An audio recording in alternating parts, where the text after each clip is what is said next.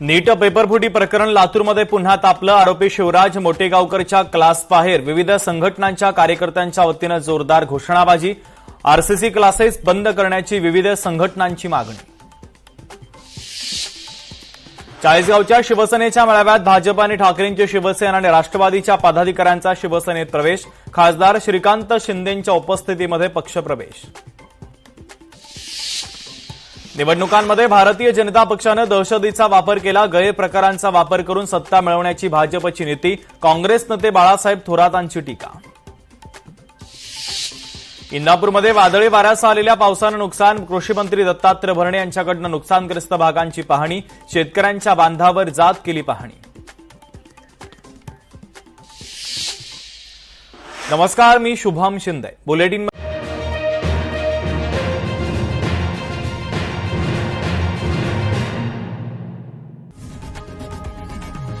लोकशाही मराठी ऐका, पहा, जागरूक रहा।